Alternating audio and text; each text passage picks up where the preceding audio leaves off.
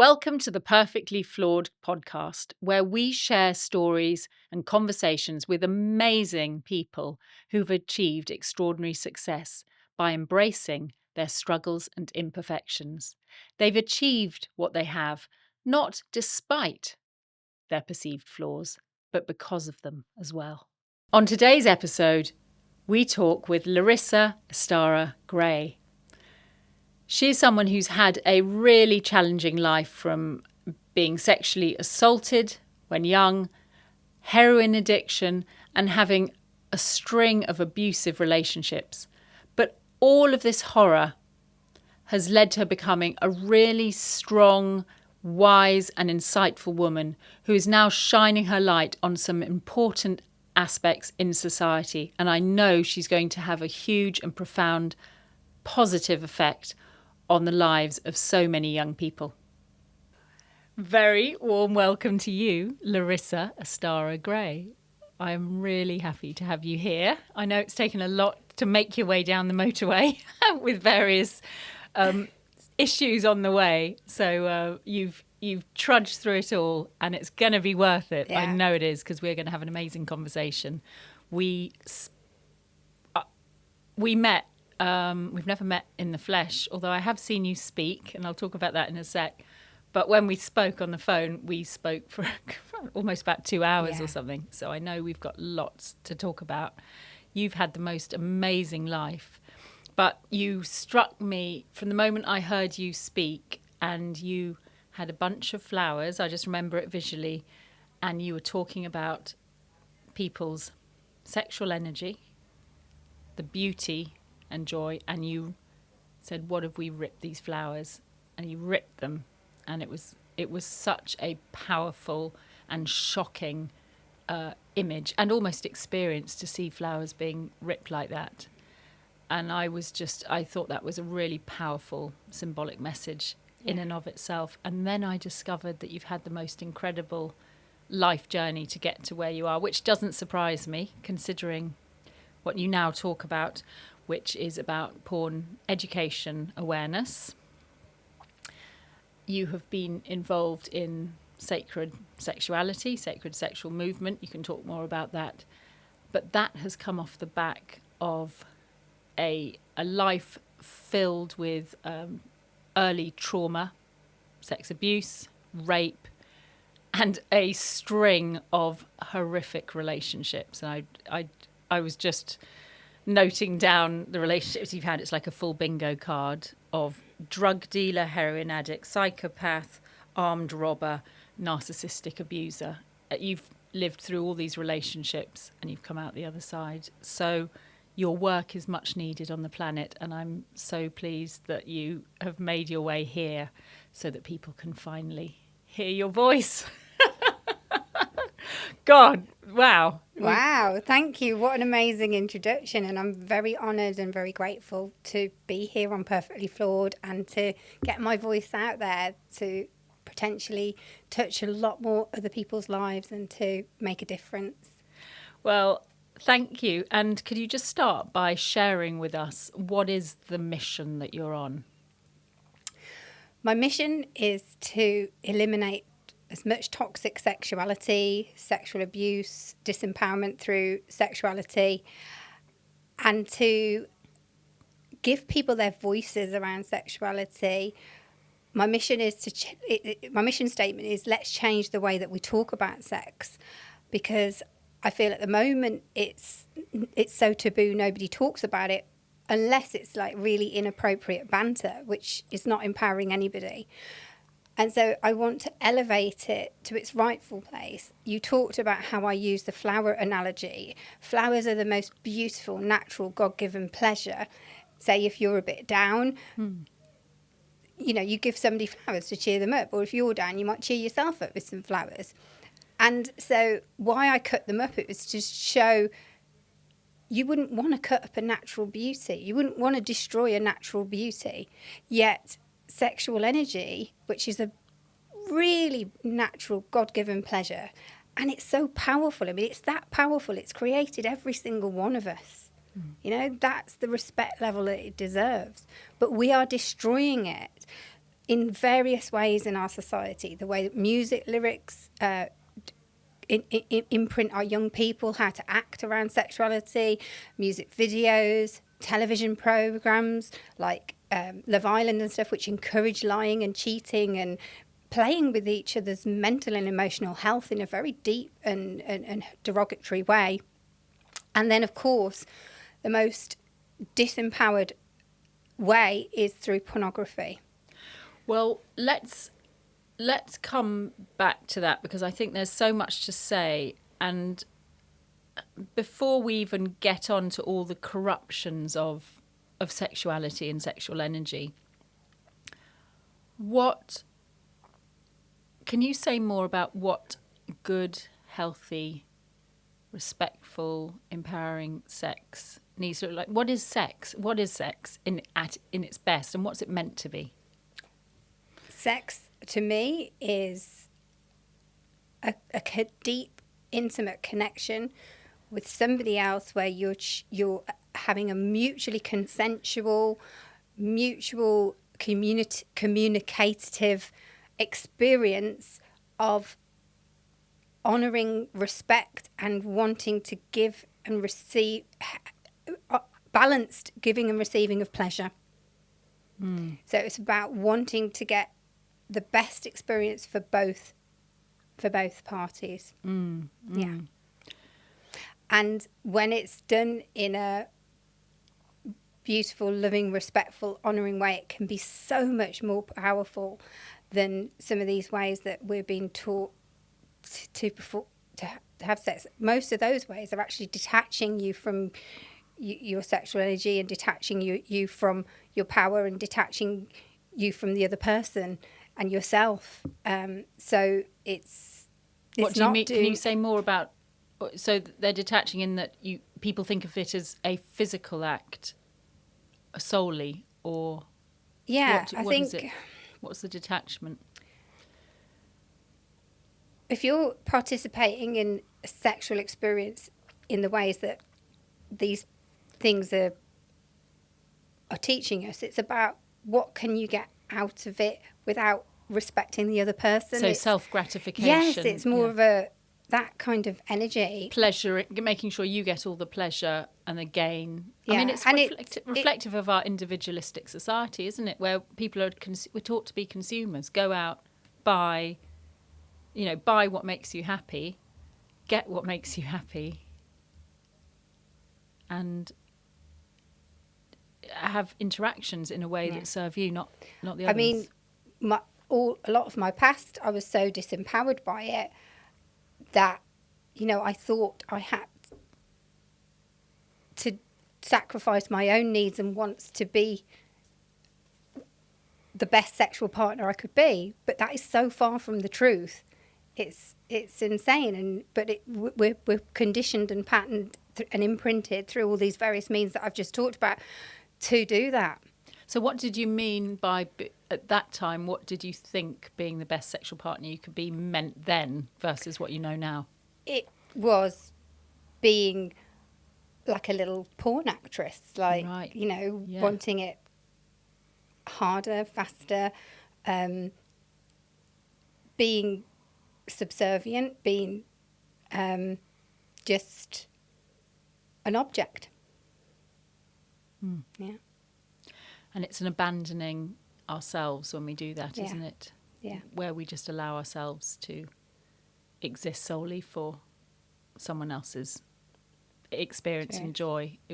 It's that, as much as there's an abuse from the other, there's that, the deeper thing is that we've abandoned ourselves in that moment. And the more that you abandon yourself, the more shut down you get, and the less you can receive. So how did you learn to abandon yourself? What's your story? Why is this? I mean, we've heard about these abusive relationships you had subsequently, but what was the inciting experience for you? Well, I had a childhood where I felt quite lonely a lot of the time, and in order to fit in, I had to do what my mum and dad wanted. So my mum wanted me to do ballet, so I did ballet even though I wanted to do disco. And, my dad wanted me to play the violin, so I played the violin. So in order to get approval, I had to kind of be somebody that I really didn't want to be. And then at 12, we sat round in a truth circle, me and some girlfriends, and all of the girls had said that they'd lost their virginity. And oh my God, I wanted to fit in. I was so desperate to fit in. I'd felt so isolated and stuff. So I thought, well, I need to lose mine and find out and be part of the gang and whatever. So I was kind of seeing an older guy at the time, and one of my friend's parents were away for the weekend. So I said to him that I'm probably ready to go to the next level. Now, I was not ready to go to the next level. I mean, 12 is very young. You're not even a teenager. You're a child still. And it was, I share that it happened at 13, but I kind of actually think it happened at 12. But, I changed it to 13 because that would look better with the kind of slut shaming that came after it. But why were you slut shamed if all your friends had lost their virginity or well, I'll just rewind a little bit. So we went to the party, and this guy got me in the downstairs toilet and said, right, come on, you said we want to go to the next level. And I'm like, not here, not now. Could you imagine? Yeah. And he just was like, you prick tease, you said you would, and you were this, that, and the other. And he got me up against the wall, and I froze. I completely froze. He put a condom on, he raped me, took it off, went out into the party, was swinging it around, going, oh my God. Yeah, and all the lads were cheering, yeah, go on, my son, and it was, so I was shamed straight away from that. But then, because of that initial experience, first of all, shame came down on me, and Dr. Bream Brown explains shame as the fear of not being good enough for connection. Then I set up some negative beliefs around myself that men just wanted me for sex and that I was unfit for human consumption. I was filled with self-hatred, and I blamed myself because I didn't understand the freeze response. And this is something that I teach the young people now, that freeze response is a natural reaction to trauma. Or freeze or fawn as well as the other one, isn't it? There's 7 I teach. So I went into freeze, but for years I was going, why didn't I fight? Why didn't I shout? Why didn't I do all of this? And I blamed myself and blamed myself and blamed myself. But ultimately, I was 12, or even if I was 12 or 13, whatever, that was still considered rape in English law, because it's under 16 for non-consensual. You're not ready. But when I came out from that experience, I'd been defiled as well, and defiled means that you have all your beauty and your light taken away from you. So there was this cornucopia of all these things that happened to me. And the slut shaming, because I went on to just do what men wanted because that's what I thought I had to. Then that's when the slut shaming came in. And of course, then that leads to a bad reputation. Well, you didn't want to be a prick tease again, that's the other thing. Yeah. Because you'd already been told you're a prick tease, so then in your mind at the time, you're not going to want to keep having that one thrown at you. Yeah. So the slut shaming leads to a bad reputation, and a reputation, it's like having this really black cloud that you cannot get escape from that's walking around with you. And I know women that have, moved towns to get away from a reputation, or moved even to America to get away. But I stood in that pain and lived in that grey cloud for a long time. And, sometimes I'd have to go straight to the bar and get a drink to numb myself, or then it went on to drugs. And then, of course, that attracted more toxic relationships, and it was this perpetual downward cycle of trauma and abuse and self-hatred and so on and so on. Yeah. So when you was being slut shamed, first of all, what did Brené Brown say about shame? Shame is the fear of not being good enough for connection. Not being good enough for connection. Yeah. So at some level I just felt I wasn't deserving of any healthy, normal human connection. I mean, it's so interesting because connection is at the heart and soul of a good sexual encounter, Yes. a healthy sexual encounter. And so if there's any shame, can you have a good sexual encounter if there is shame? I don't think you can, really. I kind of used to think you could, but the more that I've cleared it and the more that I've got into, I've healed and eradicated so much of it, the sexual experiences get more connected, more intense and more powerful. So you can have a disconnected sexual experience with shame, but it's not the best or the most empowered and the most fulfilling for both parties. Well, I mean, we'll come back to your story in a minute because I don't want to drop that thread because I know that you had some quite interesting experiences after that. But a healthy kind of sexual encounter, I would have thought, needs to connect physically, mentally, emotionally, and spiritually. Is that what you mean by what does sexual energy mean? And is that right? Sexual energy is your essence, your life force. And I believe that orgasm is when you completely surrender and let yourself be seen and shown to somebody. And yes, there can be physical stimulation that can create an orgasm, but that's again a fake orgasm. It's not a real one that's coming from the deep part of your soul that's going to expand you and make you come into wholeness and feel good. It's I'll say it's like having a McDonald's. You're right. The physical it'll make you feel good. Yeah. But if you ate that every day, you're going to be disempowered and in a bad way. But it's like a false sense of reality, Yeah. Yeah. So when you're bringing, I mean, I'm sure there's nothing wrong with the physical side. It's not as though physical sex is bad, but what you're saying is bringing through everything. That's the sexual energy, is it? Or you're saying I think better it's not to have physical. like just bringing respect, consent,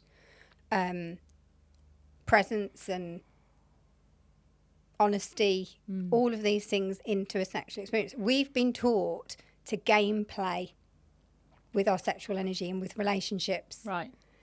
And this is the subject that we need to least gameplay with, because if it's done in the incorrect way, it causes such deep mental and emotional trauma that can take years to clear and sort out. I mean, I've done years and years of therapy and counselling and different healing modalities to find my voice and to find myself and to, be able to get to this point. But where we left off your story, at that point, you were really heading downhill because you were numbing, you'd been slut-shamed, you were feeling you couldn't connect with people, you were drinking, and then what happened? It just went to one toxic relationship to another. Went out with big drug dealers, my first big drug dealer that I went out with, he was very controlling and violent. And when I tried to get out of the relationship, then he made my life hell and I was tortured, and there was a lot of things that kind of went on there. And you got involved in drugs then, did you? Yeah, he went off to prison, and I went off to another toxic relationship. But when he got out of prison, he'd found heroin in prison, and we kind of reconnected when he got out, and he introduced me to heroin because I think he knew he could control me with it. Yeah. And, that's when I became a heroin addict. And, heroin is the strongest painkiller on the planet. And I had so much internal pain.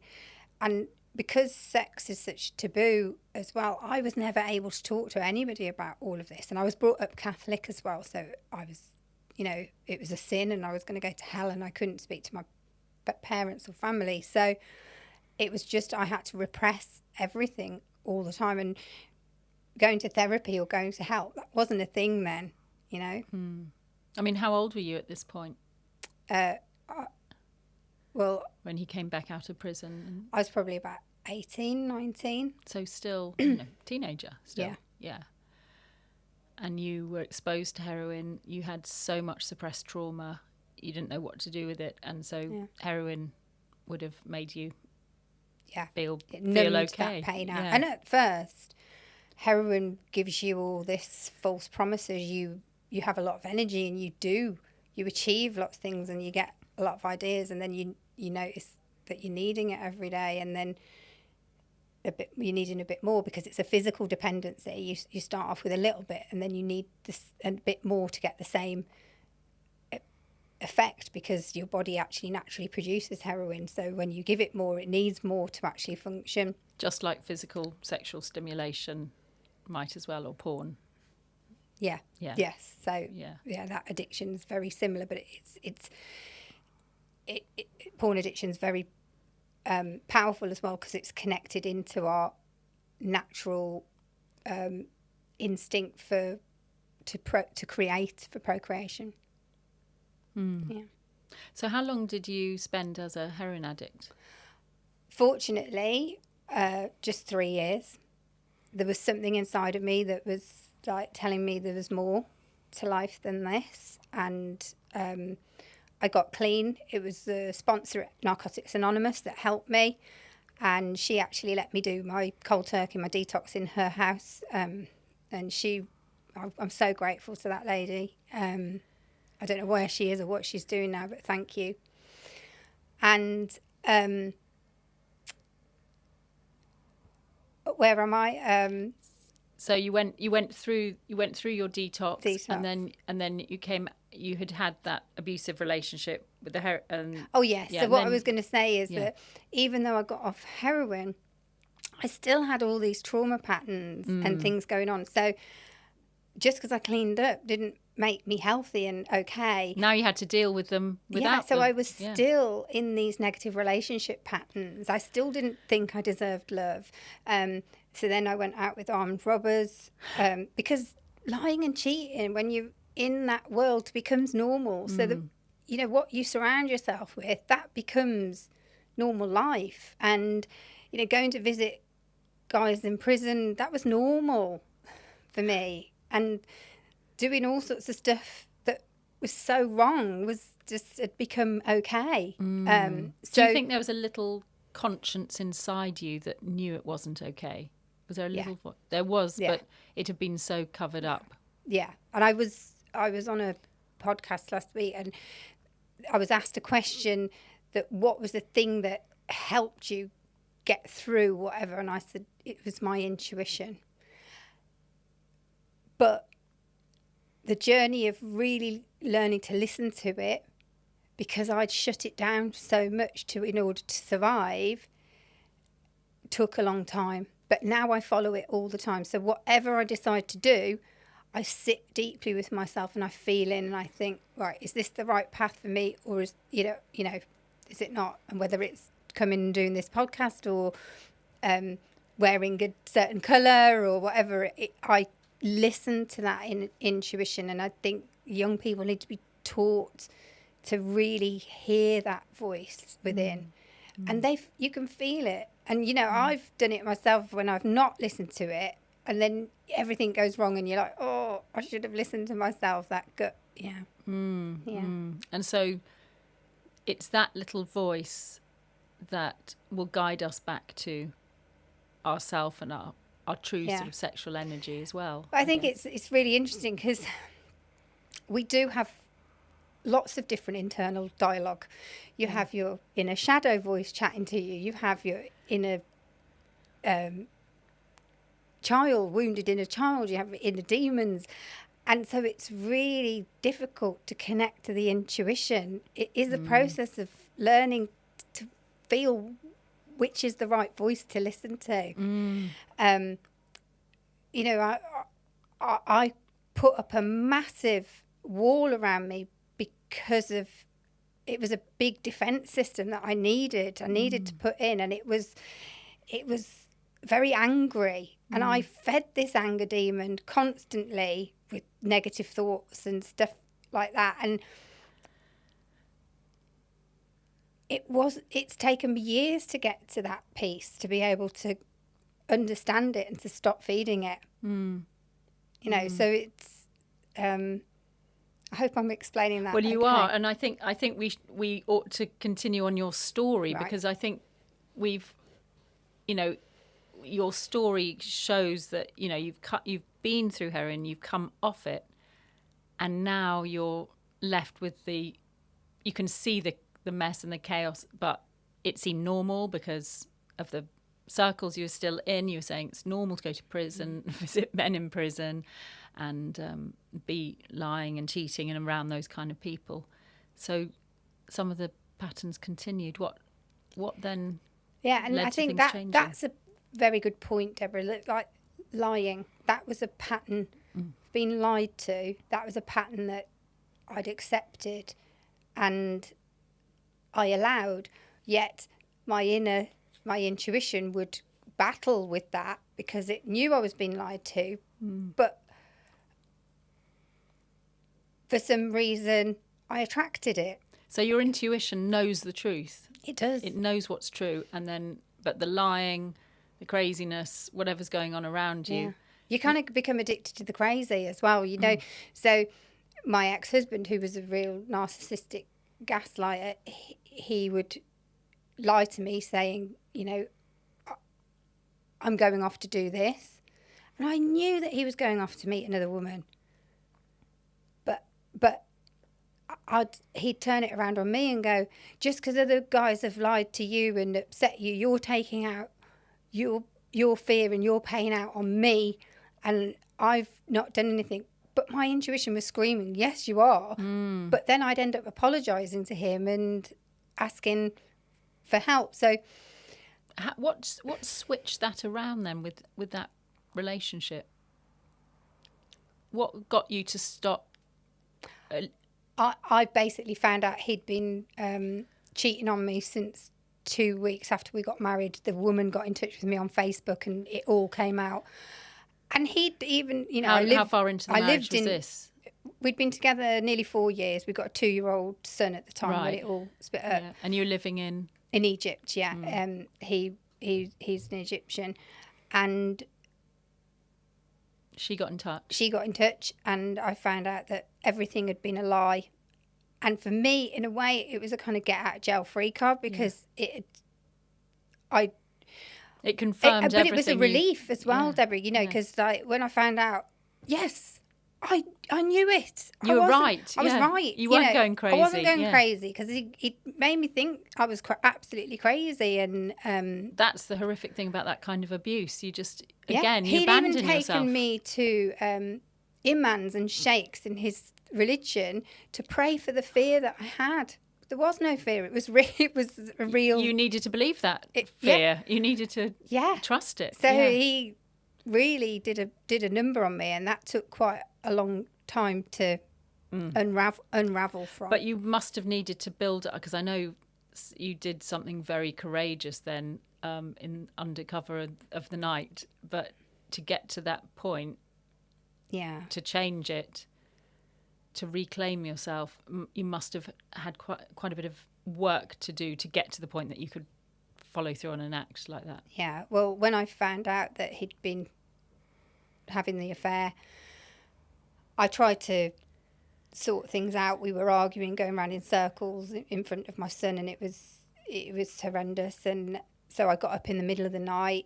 My mom was there at the time because I'd just had surgery. I'd had a melanoma removed from my solar plexus here, so I'd got a big scar, and I'd got internal stitches and external stitches, and I was still breastfeeding Amir, my son, at the time, and my mom needed to help pass him to me because I couldn't lift him up because of the stitches. So Mom was with me, and I said to her, we're going to pack and we're going to leave at 4:00 in the morning. And I even unscrewed the Dyson off the wall. I knew that I meant business. I wasn't going to leave. Well, I had to leave a lot of stuff, and I walked away from the house, but I got everything and I got us out, and I was shaking like a leaf And till he we was got there, to was he? Lux. No, because I'd said to him, go and stay at your mum's tonight. Oh. I can't be having this arguing anymore. Oh. And I got up early and went to the airport, and I had to fly from Luxor to Cairo, and I was shaking, and he still could have stopped me at Cairo, and then I got a flight from Cairo to Heathrow, and I got out, and luckily he didn't realise I'd gone. But that was kind of like my rock bottom. I lost my house in Egypt. I put a lot of money into that, about £150,000. I lost my marriage. I lost my house in England at the same time, and my job, because I was working from that house in England. So I went through a really dark night of the soul, but I made a promise to myself that I would never, ever get into a toxic relationship ever again, and I would work on myself and sort it out. Wow. Incredible. So when was that? That was... I landed in England on the 1st of December 2016. 2016. So just under 10 years. Yeah.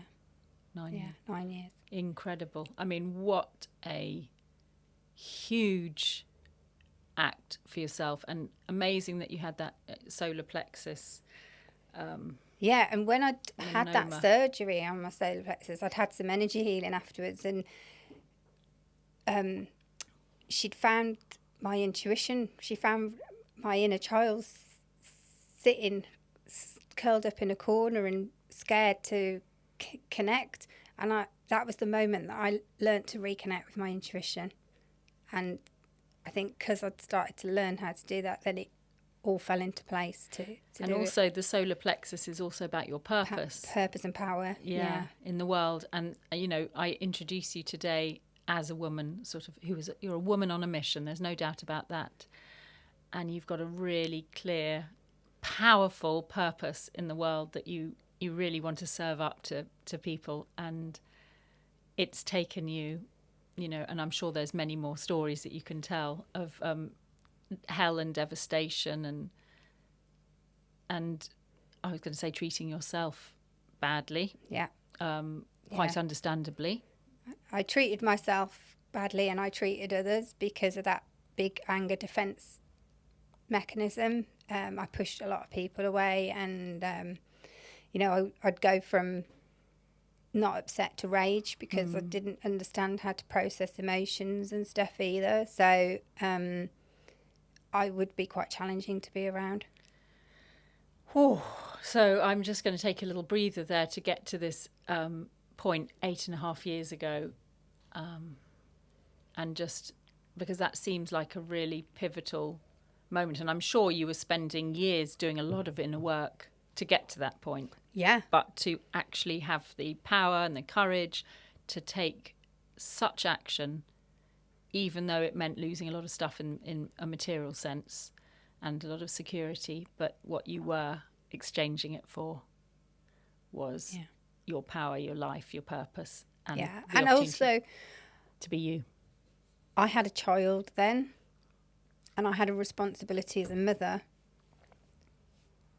Do I want my son to grow up believing that that kind of relationship is okay? That violence towards me and being name called is something that's okay? And I couldn't do that. And how's your son now? My son is awesome. He's amazing. He's 10. He's an ice hockey player. He plays ice hockey for Coventry Blaze, and he is a live wire. He's full of energy. He's very intelligent, but he's got quite a lot of emotional intelligence as well. And yeah, he's pretty cool. So it was definitely the right move for him as well. Yeah. To put him in a different environment, a positive environment where he could learn. He didn't have to learn that sort of distorted reality, being gaslit and not treating people with kindness and respect. Yeah. Wow. I mean,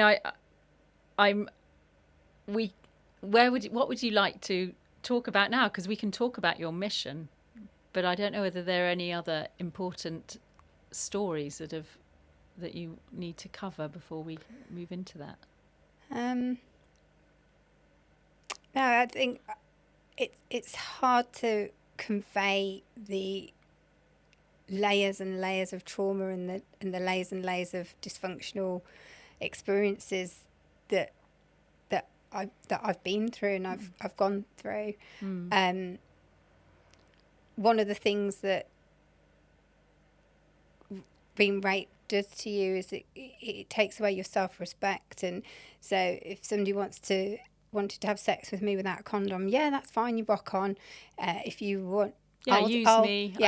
I'll take the trip to the chemist for the morning after pill, or I'll take the trip down to the STI clinic and pray that I haven't got HIV or a life, a sentence, or I'll take the unwanted pregnancy. Yeah. And, when I've told you what's happened to me when I was raped, that's traumatic. But going to have to go through a termination because you don't want to have a baby with a violent or abusive man is like being raped, but thousands and thousands of times even worse, and it takes a lot longer to process that and to make peace with yourself. So yes, because you had to terminate. And a lot, termination rates are quite up, and young people.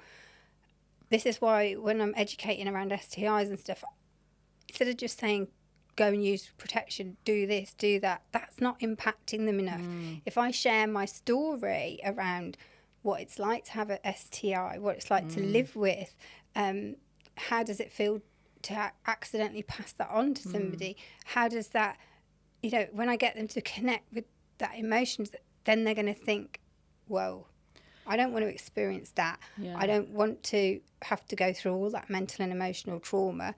Yes, I need to respect myself enough to use protection and to have a safe sex experience. I'm really pleased that you brought that up, because it's easy to forget when we're talking about sex that actually it is about creating life, and babies' life can end up being the result of these really. I say, Deborah, this is the most important subject they're going to learn. They get their maths wrong, their science wrong, their English.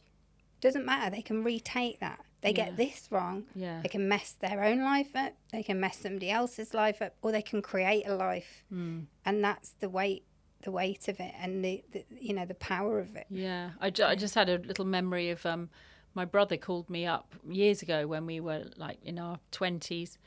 And he was sleeping around, with all these girls. And he said, "Oh, it's terrible. This girl's pregnant. She's got to." And I remember just thinking, that's what you get for sleeping around. You can't keep it's not just going to the merry-go-round and having some fun. Yeah. This is the impact. And I think this is serious situations. It's all impressed on young people that body count is really important. It's not. It's about the quality of an experience that you have. You could be high in body count, but you could still be useless in bed. But if you connect with somebody and you go on a mutual journey of discovery and intimacy, you're going to go on a wilder ride, deeper and more empowering. Yeah. That's a brilliant message. Quality, not quantity, but the real ride is with somebody with whom you're building and developing and finding out a greater experience. Is that what you're saying? Yeah. Not. Yeah, and we kind of taught to think that with one person it's going to be boring, but it doesn't have to be. There's so many different things that can be done and learned, and What happens if one partner is healed and the other? Can people have good, healthy, consensual sex with one person who's used to being detached, or does it take both parties, do you think? I think sexual energy is a healer. It is one of our biggest healers that we have, and if the healed party's open to holding space and allowing that person to develop and let go, then it can be an amazing healing experience. I just think, what's that song? Sexual healing. Yeah. Come on. But so that's a real thing, and it really is. It really heals people. So can you say more about that? Because I know that after this, maybe in the last 8.5 years, you've gone through a whole host of learning and development and exploration in sacred sexuality. I probably dipped into that really in 2010, prior to my marriage. Right. I can't say that sacred sexual healing brought me into my power.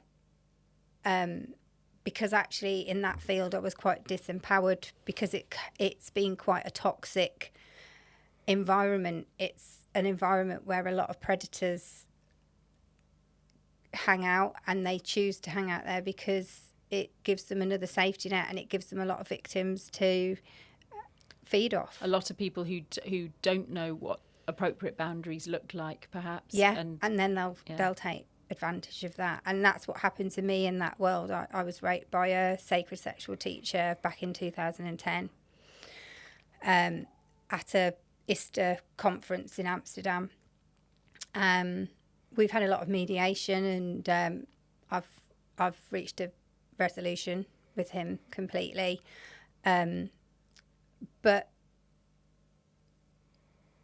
I think in a lot of those workshops and stuff, sexual energy again is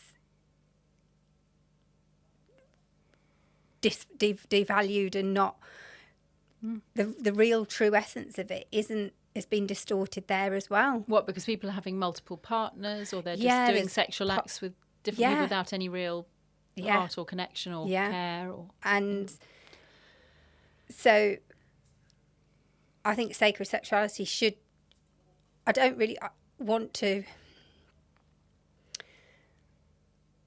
Sacred sexuality is just being respectful, consentful, honouring and nurturing, and having that beautiful connection with somebody. And I kind of want to come away from calling it sacred, because that's how we should be with each other. That should be what normal sexuality is. But shouldn't we think of sexuality as a sacred thing, just as we should think of life? Yeah. So it's that's a what I was trying thing. to say, really. But don't think of it as different. Think of that as what should be the norm. Yeah. Is that what you're saying? Yeah. So it's just bringing all those things: honesty, respect, consent, compassion, all of that into your experience. What is in a sexual encounter that is just off being healthy? So what is the kind of missing thing that people, you think, aren't getting? They want, let's say with the best will in the world, two people want to have a good, honest, sacred, in the way we've just been talking about, sexual encounter. What are they sometimes missing? What's stopping it? I'd say it's presence, consecration. Like, if a Buddhist was to do a ritual with no care into it, it's not sacred. So by consecration, you mean show care? By bringing that, consciousness, that sacredness into it. Anything you do can be magical and can be amazing if you bring awareness and presence into it. So if a Buddhist monk doesn't do it with presence, it's not going to have any power. So the more I sometimes with the young people say, okay, just touch your arm. How does it feel? But now I want you to touch it with love and kindness and healing. How does that feel now? It feels, so it's about presence. It's about bringing your presence as a human, human into, so that's what sacred sexuality is to me. It's about bringing your soul, your consecration comes from your power. You have the power to ignite somebody with power, or you have the power to destroy somebody with that power. And And that's the choice. Yeah. So it's all about, well, presence and sacredness and sort of mindfulness. But the first word, presence, is something which sadly is in shorter and shorter supply. Yeah. We're taught, first of all, because of the virtual world, we're not able to be physically present with other people so much physically. So we can't, we're so much less often in the same room, which is why this podcast is entirely made with conversations with people in the same space, so we can be fully present to one another, sharing the same environment. But then, of course, you've got all the other distractions, and people are taught, how rare is it that people really show up, not just to a conversation, but to anything in full presence to it? Yeah. A meal. Yeah. A walk down the street. It's much rarer now. It's something that we have to reteach ourselves. Myself and my partner now, who's an amazing man. That's Gethin, who is in episode 2 of the season as well. So I will, let's talk about Gethin in a minute. Yeah. But we consciously working on putting our phones away and being in presence with each other, being in presence as a family unit when we're all together. And I encourage my son to do lots of activities that keep him healthy and away from the things that disconnect you, the screen time. And it's a battle. I've got an 11-year-old son as well, and he is addicted to screens. Yeah. No way about it, no two ways about it, and it is a constant battle, and it's a battle I'm going to keep fighting. Yeah. But it's there, and and for every that parent really brings me on to the thing that is really important to me is the amount of stuff that's been fed to them through the devices. The Children's Commission of the UK did a survey in 2023 on 1,000 young people from age 14 to 21, and 10% of them had come across porn by the age of 9, 27% by the age of 11, and 50% are, are viewing porn. So we know that the young people are seeing it and they're watching it, and without education around it, they think that is how sex should be, and that's their sex education, which is, it's heartbreaking. We'll talk through your porn education awareness 5 days. What's each one about? Yeah, so I'm launching a campaign in January 2026, and it's called Porn Education Awareness, and it's an awareness week. So 5 days. The first day is all about the addiction aspect of porn, how the dopamine is quite strong, because dopamine is a drive for pleasure. It's not the actual reward, it's the drive. So porn has a very strong dopamine drive because it's associated with procreation as well. So it's very strong. And I call it the silent addiction because a lot of people don't even know that they're addicted to it because it is so socially acceptable. And it's not for many years that the symptoms of porn addiction, they might not even connect it with the porn addiction. And it won't be till they maybe have erectile dysfunction or premature ejaculation, or they can't have a sexual experience with their own partner, that then they realise that there's something off here. But the other thing is it's silent because not a lot of people will tell you that they've got a problem with it. It's something that's very, very taboo and scary. So I've listened to hundreds of stories of recovering porn addicts, and it breaks my heart all the time when I hear the level of dysfunction that they had to go through, but the amount of power that they get back afterwards. But when they're recovering, there is a flat line where they literally lose their libido for a couple of months and they won't be able to engage with anything because it's like the neuroplasticity is resetting. Because if you think you've got guys on gaming facilities, they might have 3 screens on with really strong images, and it's like a sensory overload. We weren't designed to see that much. Yeah.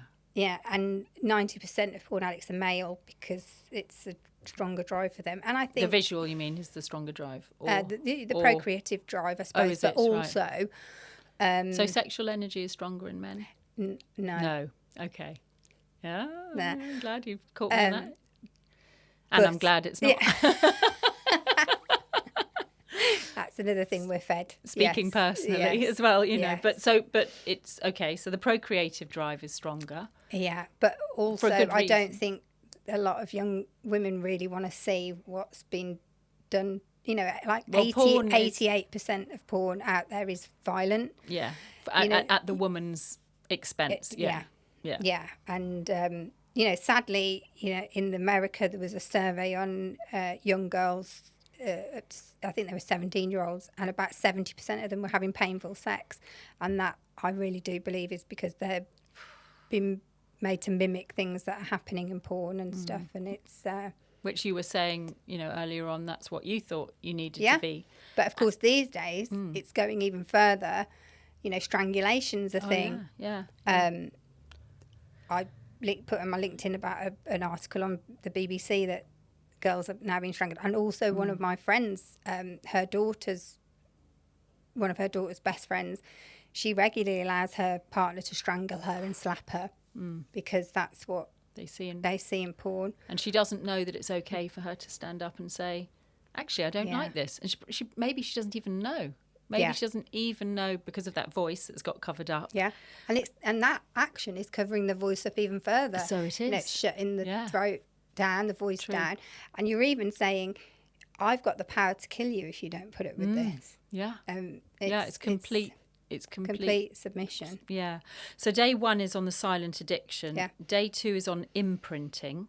Yeah, so that's like the body image imprinting, but also the imprints of sex, like we've just talked about, like the strangulation, and you know, there's a lot of anal sex on porn, which needs to be done in a very specific way.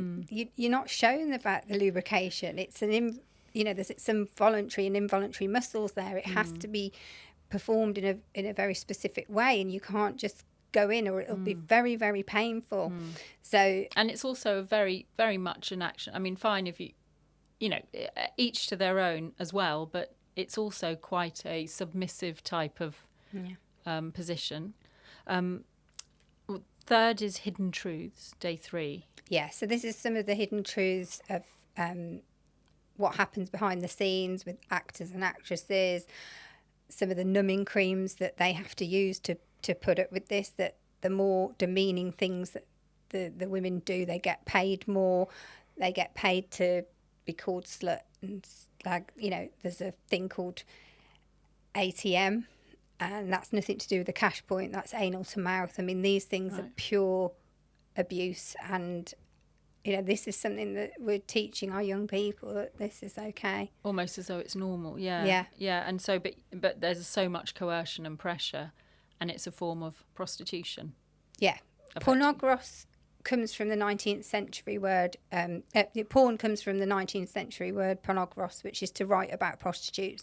But we're no longer writing about them or seeing images. We're now seeing really graphic, demeaning things. I mean, there's a company that I've followed for many years called Exodus Cry in America, and they did a film called Hardcore. It's available on YouTube, and it's pretty hard watch, but it shows the coercion of some of the female actresses in the industry and what they've really put through.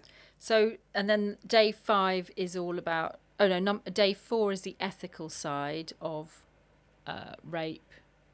Yeah, because Trafficking. now it's estimated that up to about 50% of porn on the internet is human and sex trafficking. So you're not just watching prostitution, you're watching live rape, and they'll have to look like they're having a good time or they would get beaten or things might happen. So so you are actually watching one of the most extreme violent acts, Yeah. and most the acts that are the most taboo as Yeah. well. Apart from murder, it's the most extreme violent act, isn't it? And Yeah. yet that's and what you you're know, watching day when to day. when you're addicted, a bit like how I explained with the heroin earlier, and we were saying like you need a little bit to start with, and then it gets you need a bit more and a bit more. So somebody might start off with quite easy, relaxed porn, and then it goes to more extreme and more extreme, and then suddenly they're watching porn of a different sexual genre that they, you know, to get their kick, because they need that fix.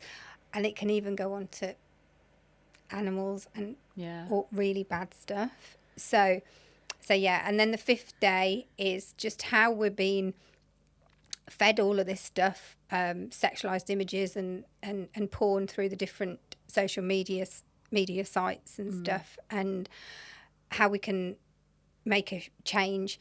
I mean, I think that's sorry to interrupt there, but I think that's really, you know, we've talked about all the realities of it and how shocking it is, but I think I'd really like to hear from you, you know, what we can do about it, how we can move forward, and the kind of the hope. I really feel it's giving the young people the education. Mm-hmm. You know, the government are bringing in an age verification in July, but what they've found in Louisiana, in America, the states that they've done this in America, is yes, porn use has gone down 80%, but dark web, they've all gone onto the dark web because they've got this addiction, so they need it. Yeah. So we're then putting our young people, they're going into much more vulnerable places where they're going to be seeing a lot darker stuff, but if we educate them, their intuition, their gut is going to go, oh, I don't really want to be engaged with that if that's the reality, or that, you know, it's giving them the full picture. Yeah. It's like what I do with consent.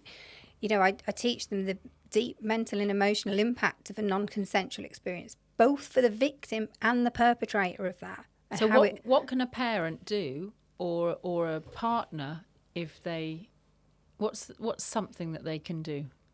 Well, with porn education awareness, on the website there's downloadable information for parents and how to talk to their young people, you know, but it is, again, it's coming back to the way that we communicate around this subject. So we've got to be able to talk to them and say, you know, this is your most precious energy. You need to use this wisely, because if you use it wisely, you're going to have a really happy life. In 1937, there's a study at Harvard University, and it was the study of happiness. And there was lots of people interviewed, rich and poor, and the key to happiness that they found is good relationships. And all of these things take you away from having good relationships. I didn't have a good relationship until I was 50 years old. Yeah. I'd had destructive, abusive relationships, and that was all because of dysfunctional sexuality. So what I want to encourage in the young people is healthy, good relationships that are going to bring them fulfillment and happiness. Not all of this stuff that proclaims to make them look good and cool or whatever. It doesn't. It's false. So what would you like to say to the younger you? The younger me? You are precious. Your body is precious. Treat yourself with total respect and honour that body and everything. Yeah, you have the right to say no. Yeah. Yeah. Yeah. I think you are worth. You matter. You matter. Your feelings and everything, you matter. Yeah. Just as much as the other partner in that sexual encounter or any and I encounter. think because I work with in college and stuff, there's all different cultures, there's different religions, and I think, you know, I bring it back to humanity, because it doesn't matter what race, religion, whatever. If you're having a sexual experience with somebody, you have to treat them like you want yourself treated. And if you don't treat them with respect, you're not respecting yourself. Yes. Yeah. Wow. Well, it's been amazing I feel exhausted by your life story, but also there's so much in there, and I know we could talk and unpack so many of these elements in a lot more depth. But one thing we haven't really talked about, but I think we've been touching on it all the way through, is the concept of perfectly flawed. Yeah. And something I ask all my guests is, what does perfectly flawed mean to you? To me, I think it means my sole purpose. You know, I was perfectly flawed in order to come into my sole purpose and protect and educate so many other people to change and to not go into that pain and suffering. So I'm flawed so that hopefully others don't have to be, and give them a lot more joy and happiness in their lives. I love that. So you're saying that you've took on the flaws in your life history. You didn't have a perfect life. Yeah. But you had a perfectly flawed life. Yes. To bring you to your purpose. Yeah. At this point. And it needed those flaws. It needed that pain, that struggle, that horror. Mm-hmm. It needed everything. Yeah.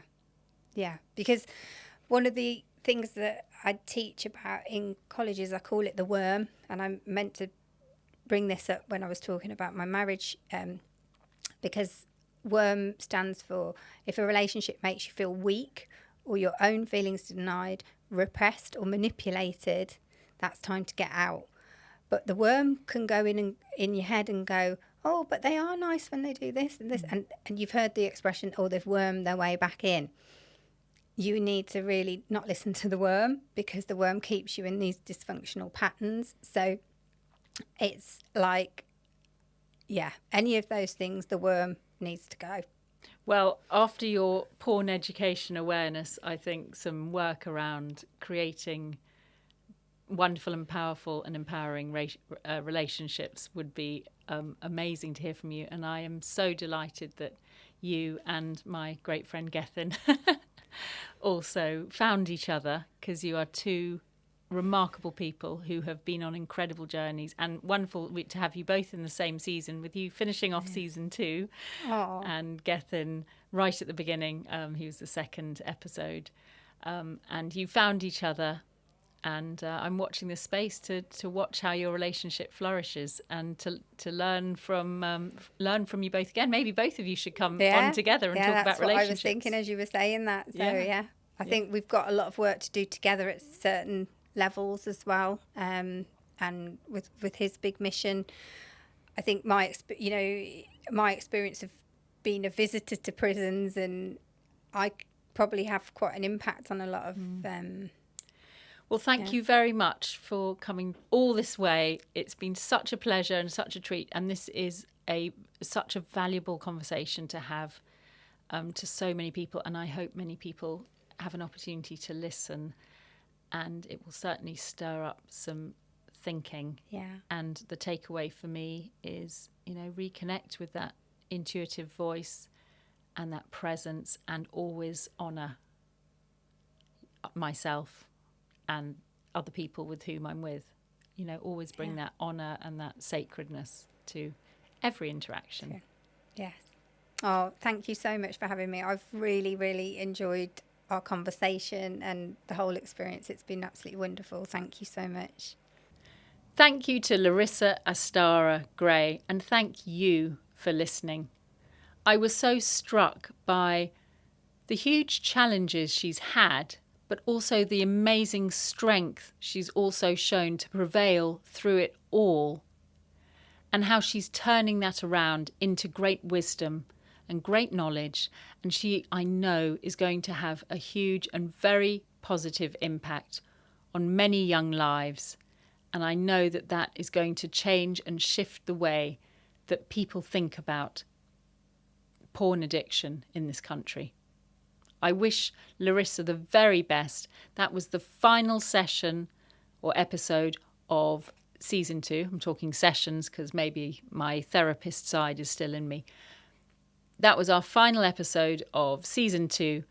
And I really look forward to seeing you again for season 3. Hope you enjoyed season 2. There are so many great ones. Please go back through the back catalogue, have a listen. There are some extraordinary individuals all the way through who have achieved remarkable things and embraced their struggles and imperfections to discover that they are all, as you are, perfectly flawed.